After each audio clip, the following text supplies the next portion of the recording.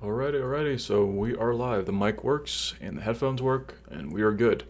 So what's going on, guys? So I am currently going to do my meet recap with this video, like this podcast style video, right now. Uh, I did post on my IG of my results and everything like that, and I did say I was gonna post a recap later on. Uh, Basically, put this on my YouTube channel just so I can give a little bit more insight, a little bit more in depth and detail. And basically, towards the end of this video, I'm gonna go ahead and give you guys some points, some tips, and basically advice, guidance. If any of you are interested ever doing a nationals in the future, like if you guys have aspirations to qualify for nationals, and give you guys basically a forecast, to look forward to when you compete at a high level meet like this, because it's completely different from a local to nationals. And I realized that this past weekend, even though this is not my first nationals, it's just been a while since I've competed at nationals. It's been 4 years since I've competed at nationals. The last one I did before the 2022 one was back in 2018, which was the Spokane, Washington one, which I did when I was a junior.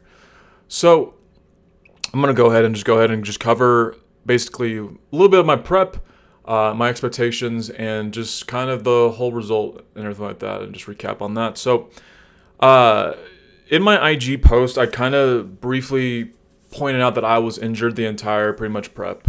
Right around 6 weeks out from the meet, I ended up pulling my groin on one of my back downs for my squats, and it was a pretty serious injury because it was definitely a strain. It was a muscle strain, obviously, but it was a pretty severe one. Not to the point I didn't tear anything. I definitely not tear. If I did tear anything, it definitely would have been a lot harder to come back from and make it up in 6 weeks. But it was definitely compromised to the point where hitting depth on a squat was very excruciating, and I had to basically rebuild my whole squat from scratch, being 6 weeks out, and that's a very short time, right? So there was two factors I had to deal with when accounting that injury.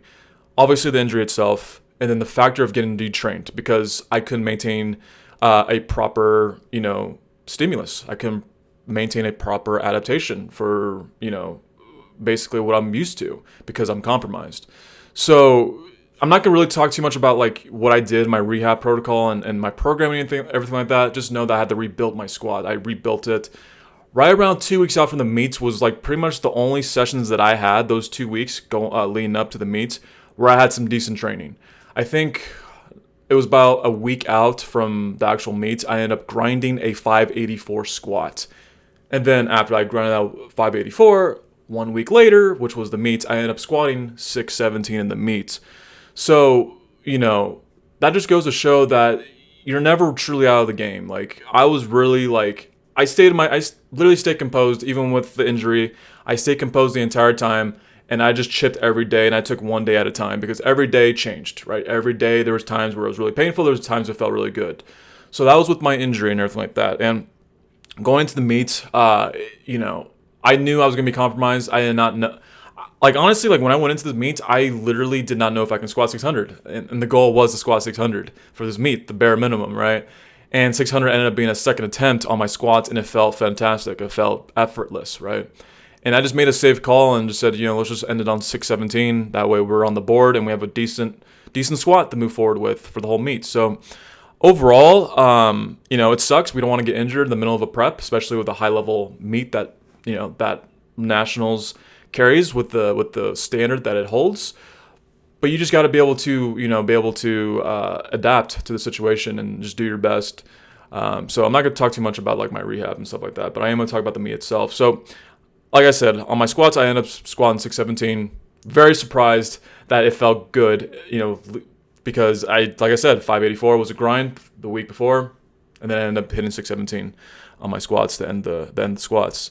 Bench, on the other hand, did not go well. So with bench, I've been struggling with bench for the last, I'd say, maybe a few months, which is a long time.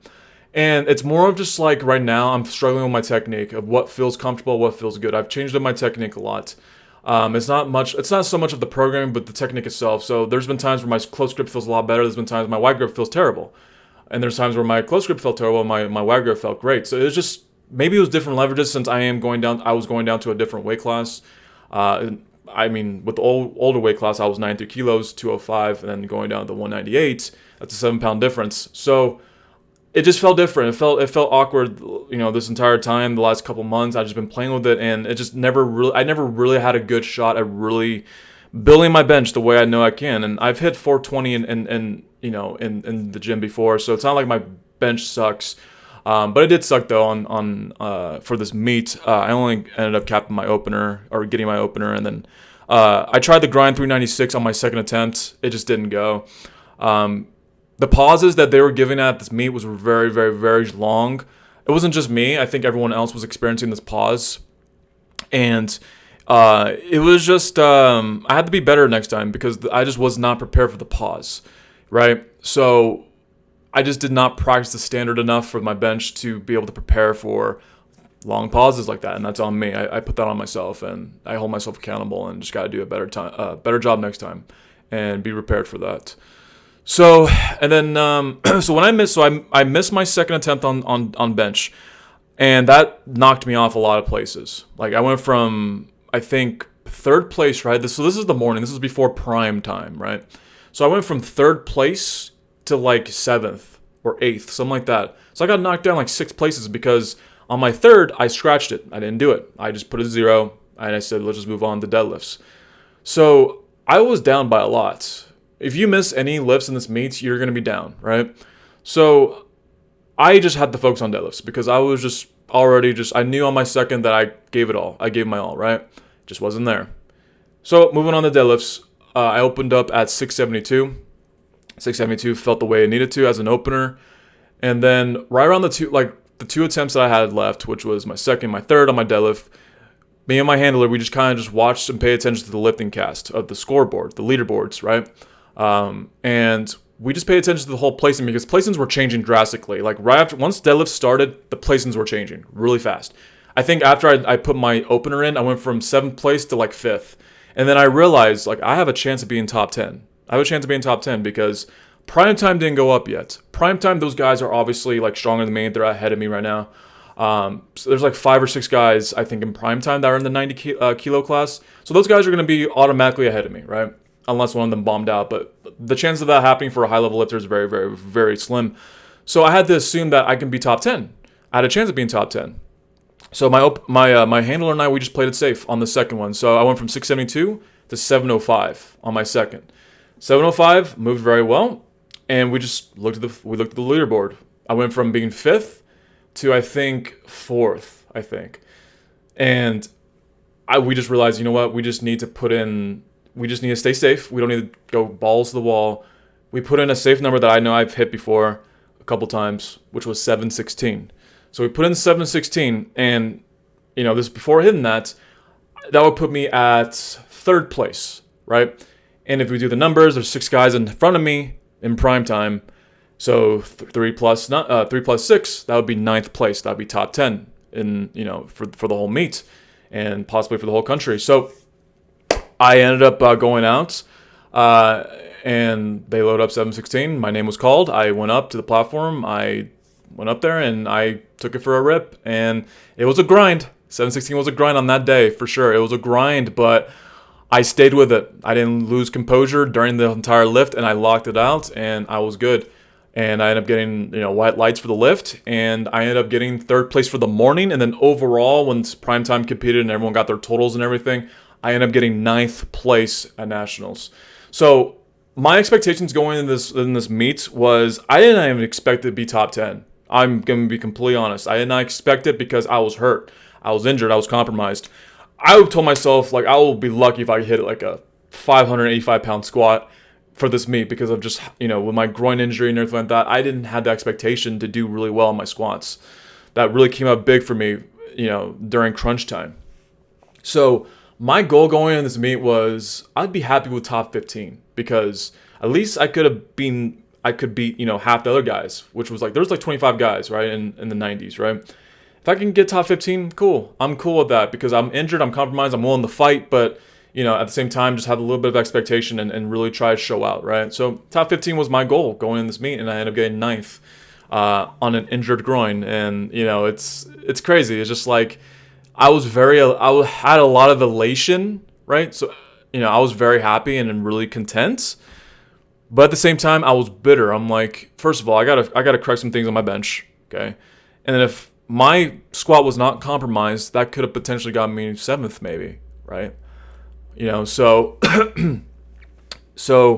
there's a lot of things. There's a lot of context behind that meet of room for growth, and I'm really excited for that. And I'm really happy to start building and really take this off season really serious, like I always do. I've always take all my training sessions serious and just keep building, and really aim for a top 5 spot next year.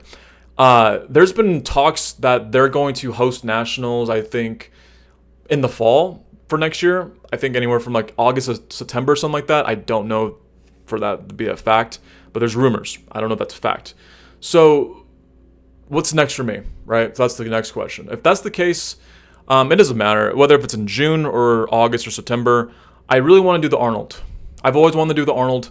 I never got to experience the Arnold. I really want to do the Arnold. So, and not only do I want to do the Arnold, but I actually want to do very well at the Arnold. So the Arnold usually is around February, March every year, and that's where I'm gonna be going. I'm gonna go ahead and set my sights on for the next 8 months and really grind and just chip away and get better, and see what we can do for the Arnold in February and March. So that's what's gonna be next for me. I'm really aiming towards doing the Arnold for next year, and working towards just building that total and try to get top 5 next year if we can. So now here's my advice, guys. I know there's a lot of people that follow me on my IG that have never done nationals. I've definitely gotten a handful of DMs over the past, I think, couple months that people are excited for me going to nationals and stuff like that, and their aspirations are they want to qualify one day and do the same nationals and stuff like that. And that's awesome. I'm really happy that people actually want to take their training to the next level and qualify, because that's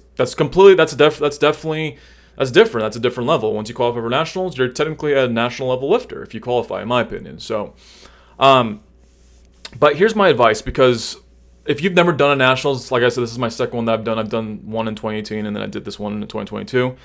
You got to be prepared what's going to come. And I got 4 tips, and I just conjure this up in my mind, and the things that impacted me and I was prepared for, I'm going to go ahead and give you these same tips that help me and help you prepare if you do end up doing a nationals. So the first thing you guys want to do, if you've only done locals, right? If you've only done locals and you want to qualify and you want to do a nationals, keep in mind, guys, these national meets are very fast-paced. Very fast-paced. Like, abnormally fast-paced. I was used to that because I experienced that in 2018. But if you are used to the pace of a local meet where it's anywhere from 8 hours, 6 to 8 hours long, be prepared that it's gonna get cut in half to like maybe 3 hours. You'll be done. I can guarantee you'll be done within like 3.5 hours. So there's really no way to prepare for that other than just to mentally prepare for that. You have to mentally prepare. You really don't have that much time in between each discipline. Like after you do your 3 attempts, you're lucky if you get like 10 minutes to chill. Maybe get a bathroom break in, grub on a sandwich, whatever you need to do. Then you're on to your next lift. Then you start warming up for your next lift. Whereas with local meets, your next lift is not until another 2 hours, right? So that's completely different than, a nationals where it's like 10, 20 minutes in between. So be prepared for that, guys. It's very fast paced. Be mentally prepared for that. The second thing is practice the standard. Practice the standard. I need to do this for myself on my bench in particular, but practice the standard, meaning for your squat, hit depth on all your reps. On bench, do longer pauses. And on your deadlifts, practice your holds. Hold it, right? Don't just let it go once you lock it out. Practice the standard, guys. I need to practice my pauses, clearly. Do not become complacent, guys, because don't be that one lifter that says, it'll be there on meet day. So, that way, if, you're going to justify your laziness to not hit depth or be able to hit your pauses and hold your deadlifts. Do not give yourself the excuse to say, it's going to be there on meet day, because even with high-level lifters that do end up doing that may get away with it, it's just safe to just do it and just get used to the depth and get used to, the pauses and the holds and just the standard overall. Practice the standard. You practice the standard, you're going to be used to the conditions of the meet, That way you're not thrown off and you end up missing lifts. Because if you miss lifts in this meet, guys, you're going to lose a lot of placings. Really hard to come back from it. You have to hit every lift. I cannot stress that enough. If you miss lifts, you lose a lot of places and a lot of spots. The third thing I'm going to say is get a really good handler. You need a good handler. Just don't pick anyone that doesn't have an understanding of powerlifting. Pick a handler that has an understanding, at least to handle. If they're not lifters, that's okay, but they need to understand how to handle and really, really, really grasp it. Because having a good handler, I had a really good handler at this meet, and he really helped me be able to give me a second opinion on basically how the whole day was going. And we were able to strategize of how we can get the place, how we can get a good placing. So find a good handler, guys. If you don't have a coach, right, when you do these national meets, most likely your coach that online coaches you is going to come out and definitely give you a good handle, right, obviously. But if they don't, then you need to find a good handler, and if somewhere that's around you, whether they are good lifters or whatever the case, they just need to understand the job of handling. So find a good handler. That's my third tip. My last one that I'm going to close out with is go for placing, don't go for PRs for this meet. So I know with nationals, and I know people that have never competed at nationals, I know the whole thing is like, oh, you want to do your absolute best and you want to hit the PRs on the meet day and just show out, blah, blah, blah. Honestly, guys, it's very rare anyone hits a PR on meet day. I'm pretty sure mostly everyone, if not probably 100% of the whole meets, I'll be willing to guarantee you that everyone that's hit their weights at this meet at some point have hit this weight in their training, right? It's really rare to hit a fucking weight that you've never touched before. Do not ever touch a weight that you've never touched before in a national setting. It's very dangerous. It's very costly. Don't do it. You want to at least match the best that you've done, either in your prep or whether you're having a really good day. If you're trying to tie an all-time best in the gym. But do not go over that, guys. Like, I wouldn't even recommend that, like trying to match your best gym lift. Try to do something that you've matched in prep, because your prep is not going to lie to you. Prep can be anywhere from 8 weeks long, right? So that's my advice, guys. I know I'm going on to almost 18 minutes. So yeah, I'm going to go ahead and close out with this. And yeah, so be on the lookout for my for more content on this channel. Like I said, give me a sub, give me a like, and you guys are going to see a lot more content on this channel. And I'm definitely going to give you guys a lot more exposure of my content. And I'm going to continue to do the vlogs. I'm going to still do the vlogs. I'm going to give you guys more educational content and just different programming. I would say different programming approaches that you guys can utilize in your own training and stuff like that. So yeah, if you guys like this video, go ahead and give me a like and give me a sub, and I will see you guys in the next one, and have a good rest of your week. Take it easy, guys.